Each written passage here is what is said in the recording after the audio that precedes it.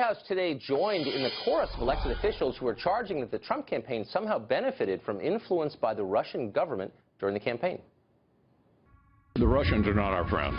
They invaded Crimea. Senator McCain and I and some of our Democratic friends met with a delegation from the Baltic countries just this past week to say that they're nervous about the Russians, to put it mildly. Vladimir Putin is a thug, a bully, and a murderer, and anybody else who describes him as anything else is lying. This is a form of warfare. For him to be trying to impact our elections, he has to be held accountable. Is this something of a national emergency? It does feel like we're on the verge of something potentially awful. This simply cannot be a partisan issue. Wow, and if you thought that was intense, at least 2 House Democrats have now called on the Electoral College to overturn the election results because of interference from Vladimir Putin. Our next guest has not gone that far, but he does have concerns about Russian hacking around the election. Joining us now is Illinois Republican Congressman Adam Kinzinger. Congressman, thanks a lot for coming on. So there's a lot of noise around this, and there's probably something at the core of it. Wouldn't shock me. They've hacked a lot of things around Washington, the Russians. But what is the core allegation about the election? How are the Russians supposed to have influenced the election results specifically, for those of us following at home? Well, so here's the concern. We want to find out if they did hack, and if they did hack, there needs to be repercussions against them.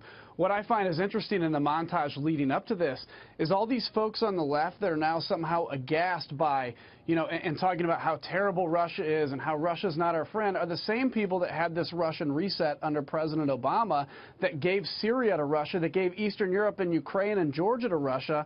You look at this and say, wow, we hit an alternate universe. So I think we need to know if there was hacking. I think there needs to be big, I guess, punishments against the Russians if in fact they did. But that doesn't undermine the legitimacy of the fact that Donald Trump was elected president by a big majority of people. Well, it depends. He didn't win the majority, as you know, of voters. He won the majority of electoral votes, and it would undermine the legitimacy of it.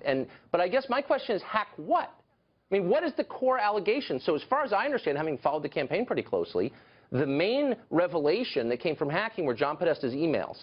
And they were gotten through a simple phishing scheme that you and I could have done, and I don't even think the intel community says the Russians did that necessarily. So what's the hacking we're talking about specifically?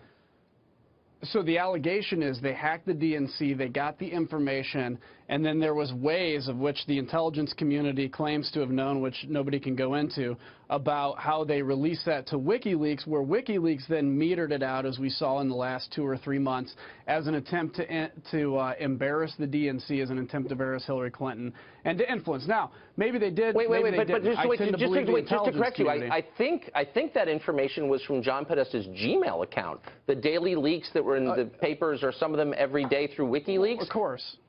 Okay, of course. I mean, but people have a reasonable expectation of privacy at the same time. And I would support that completely, and I don't want anyone to hack into my email.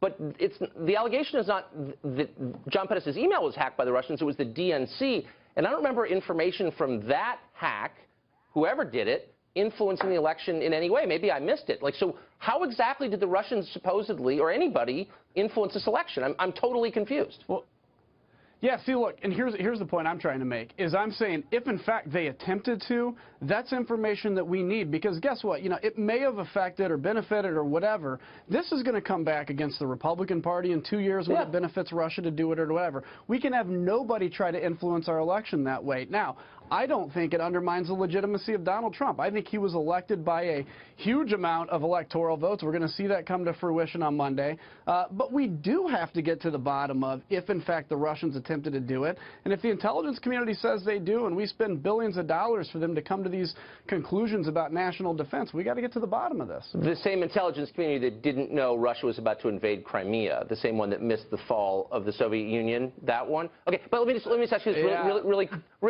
quickly. The Russians, we think at this point, hacked the White House computer system in October of, I think it was 14, and put the whole system down for weeks at the White House. That's a big deal.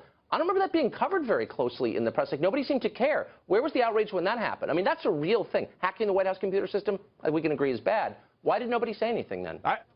Look, I think we can all agree with all this. Anytime they hack anything on the institution of the United States, whether electoral or whether government, there needs to be problems. And this is something we have not taken seriously for a very long time. There's broader issues about why they didn't see them coming into Crimea, but that's something that can't be discussed here. I'm happy to discuss it. It's pretty lame if that's your job and you miss, like, everything, but whatever, sorry. No, it also kind of has to do with there's reasons out there that you can't reveal on television. But, you know, at the end of the day, we all should be on the side of saying we have to protect our systems here, and we got to get down to that. All right. Congressman, thanks all for joining us. I appreciate it.